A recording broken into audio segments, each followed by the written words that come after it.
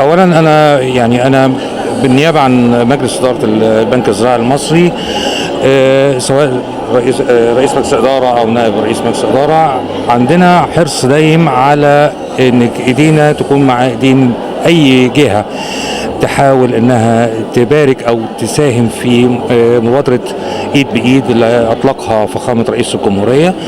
واحنا ما بنتاخر، زي ما البنك له دور مصرفي ووصلنا لكافه القرى والنجوع والمدن، لازم يكون له دور مجتمعي، وده اللي حرص عليه مجلس اداره البنك، ودايما بيحاول ان هو يساهم في اي مشروع خدمي او مجتمعي.